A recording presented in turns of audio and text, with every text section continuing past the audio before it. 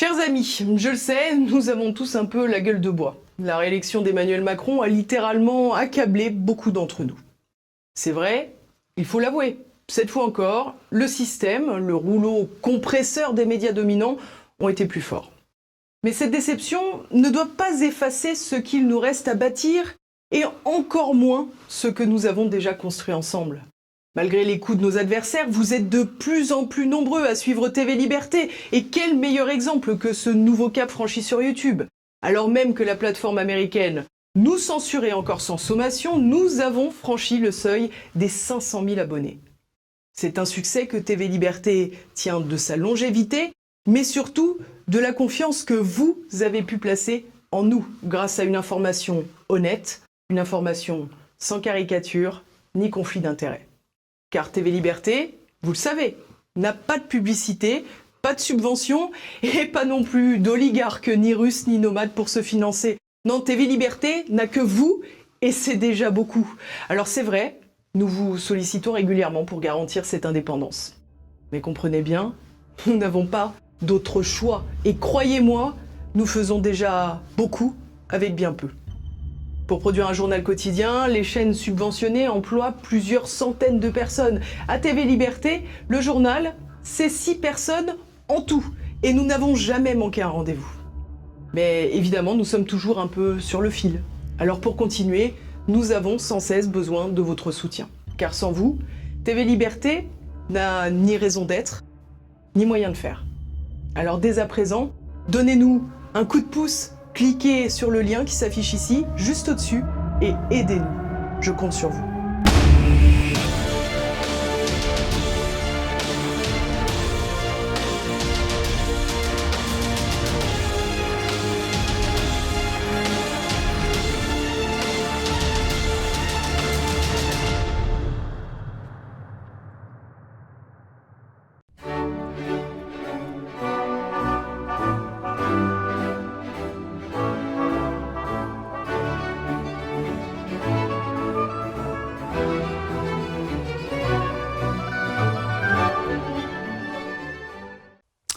Je manque vraiment à tous mes devoirs. Cela fait des lustres que je ne vous ai parlé de la Gogolito de Paris, la Hidalgo Bobo, de son prénom. Anne l'a bien prénommée. Il faut donc que je vous en reparle et je vais évoquer cette fois son nouveau délire concernant le boulevard périphérique. Ce bon vieux boulevard périphérique permet tout de même aux 12 millions de franciliens de passer sans trop d'encombre d'un bout à l'autre de l'Île-de-France en longeant Paris, ou de rentrer et sortir de Paris par une voie rapide, même si elle est souvent bouchée. Il s'agit donc d'une sorte de poumon donnant encore la liberté de se déplacer en voiture. Se déplacer en voiture? Crime et châtiment! Le crime n'a pas besoin d'être démontré. La voiture pollue, la voiture détruit la planète, la voiture doit être éliminée le plus vite possible. N'en disons pas plus, nous sommes dans l'évidence. Le châtiment est donc naturel et la Gogolito a trouvé une solution exceptionnelle pour commencer à réduire le flot des véhicules. À terme, les 4 voies seront réduites à 3 voies, la 4e étant réservée aux transports en commun, aux taxis et à ceux qui font du covoiturage, ce qui promet des bouchons gigantesques et un quasi-blocage de la circulation sur le périphérique, ce qui consiste en fait à interdire aux voitures de rouler sur le périphérique, ce qui se traduira en fait par une sorte de blocage de l'Île-de-France. Prenons un exemple simple. Supposons que j'habite à Trappes, la très islamiste ville de Trappes. Oui, je vous assure, ce n'est qu'une supposition. Supposons donc que j'habite à Trappes et que j'ai un rendez-vous du côté de la Porte de la Muette. Si je prends ma vieille diesel pourrie, en 25 minutes montre en main, je suis à mon rendez-vous. Si je prends les transports en commun, il me faut plus d'1 heure pour arriver à mon rendez-vous. Je peux alors préférer faire du covoiturage, mais si c'est pour me retrouver dans ma voiture avec 3 femmes voilées, je préfère annuler mon rendez-vous. La morale de cette triste histoire est très simple. En bloquant le périphérique, Hidalgo Gogolito va multiplier le temps de voyage pour les franciliens qui passent déjà un temps considérable dans les transports privés ou publics. Notre belle capitale se fermera un peu plus aux 100 dents de banlieue qui, a-t-on appris pendant la campagne électorale, offre l'inconvénient supplémentaire d'être des pus des pieds. Finalement, la ville poubelle qu'est devenue Paris, désormais conquise par des légions de rats et dans laquelle les trottoirs sillonnés par les trottinettes électriques et les bicyclettes sont devenus des coupe-gorges, cette ville poubelle de Paris deviendra tôt ou tard le paradis des bobos écolos, paradis interdit à tous ceux qui ont le malheur d'habiter au-delà du périphérique. Dans ces conditions, il n'est pas étonnant que de plus en plus de Parisiens quittent définitivement la capitale au profit de calmes banlieues ou de provinces attrayantes, endroits qu'il est d'ailleurs de plus en plus difficile de trouver. Je vous souhaite une très bonne soirée.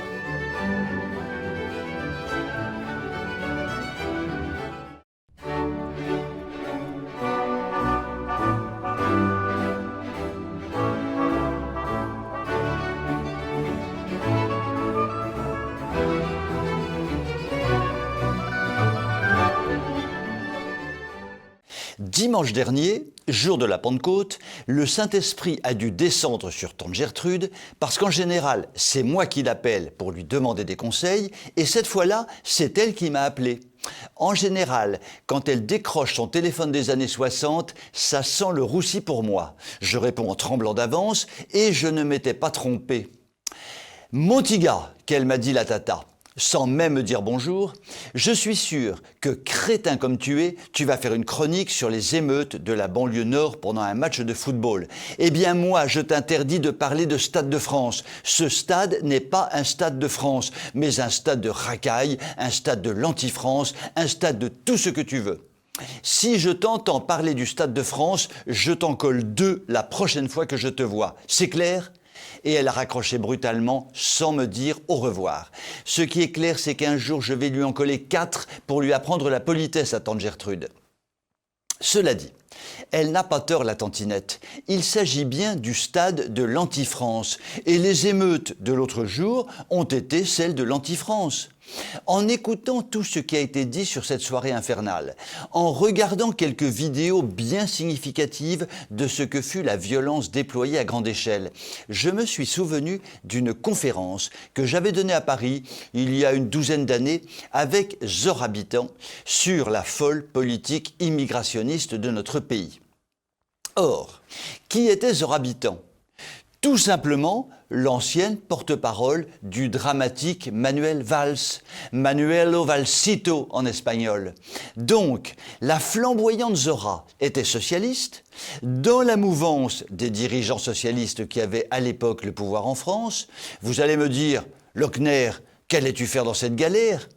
Vous auriez pu avoir raison, mais en fait, vous avez tort, car Zorabitan était à l'époque beaucoup plus violente que moi sur la folie des dirigeants politiques concernant l'immigration incontrôlée. À la fin de nos topos respectifs, sur lesquels il n'y avait pas de désaccord, une question d'un monsieur. « Madame Bitan, vous nous avez dit que les populations immigrées, que vous connaissez bien puisque vous habitez parmi elles, détestent les Français de souche et ne rêvent que de les supprimer sans état d'âme. À combien chiffrez-vous ces vrais ennemis de la France? À quelques milliers ?» Zorabitan répondit du tac au tac. « Vous plaisantez, monsieur. Ils sont des centaines de milliers, voire beaucoup plus. Vous vivez sur un volcan proche de l'explosion et il explosera bientôt. Rien à dire de plus. » C'était il y a une douzaine d'années. Que dirait aujourd'hui Zorabitan, socialiste de son État? Quoi qu'il en soit, les émeutes d'il y a quelques jours du stade de l'anti-France, oui, Tante Gertrude, je l'ai dit, ces émeutes peuvent être une répétition de plus avant que s'ouvre le rideau de la grande émeute générale. Je vous souhaite une très bonne soirée.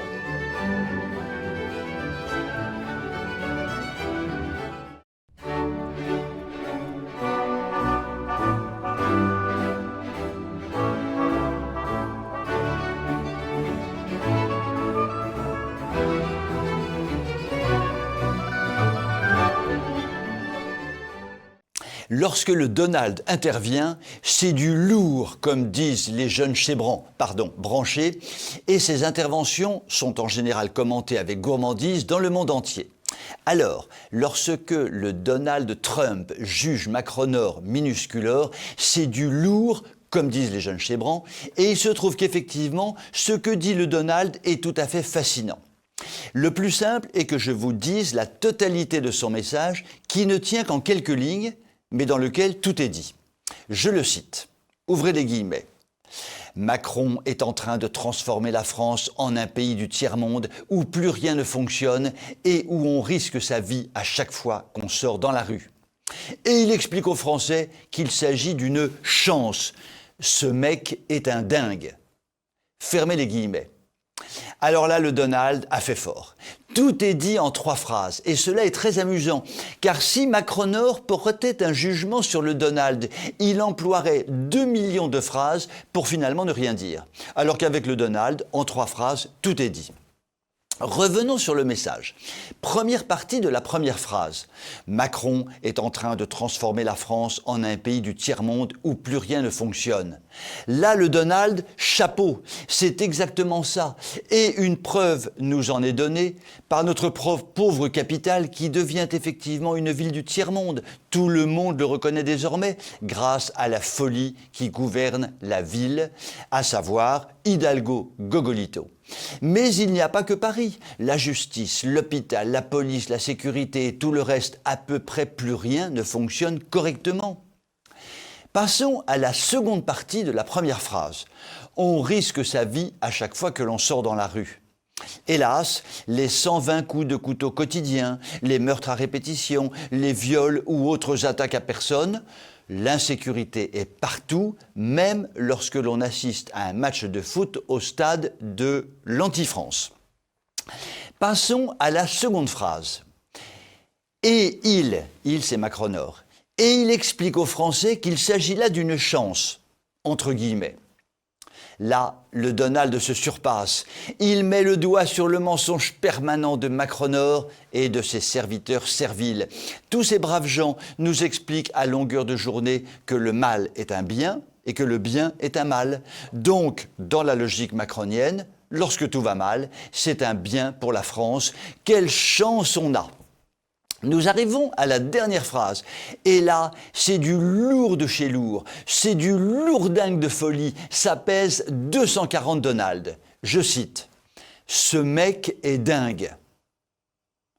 D'abord, j'aime beaucoup l'expression « ce mec ». Oui, Macronor n'est qu'un mec. Ensuite, j'aime énormément l'expression « ce mec est dingue ». À l'évidence, comme l'ont déjà analysé tant de psychologues ou psychiatres, ce mec est effectivement dingue. Ce n'est pas moi qui le dis, mais un ancien président des États-Unis qui peut redevenir président prochainement. Je vous souhaite une très bonne soirée.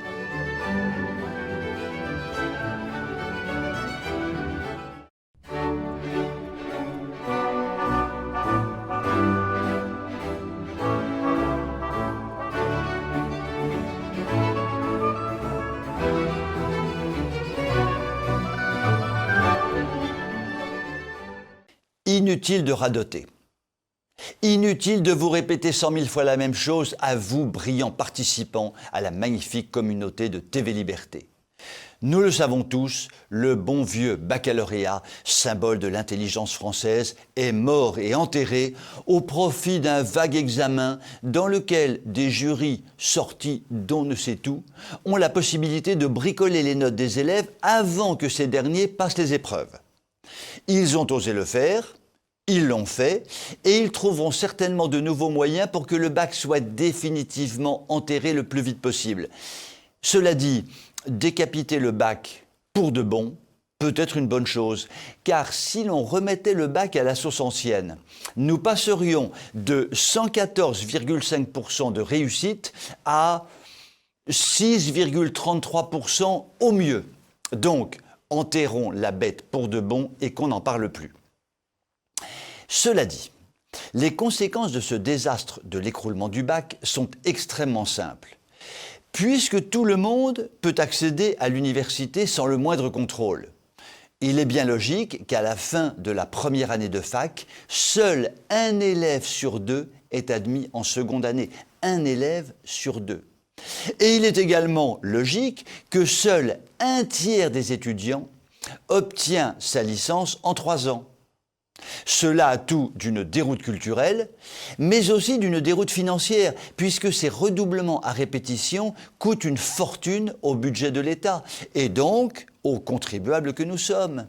Cela dit, au diable les varices, on ne va quand même pas chipoter pour quelques milliards d'euros. Non mais quand même, Lochner, essaye de voir haut, essaye de voir loin, essaye de t'élever un peu, mon vieux.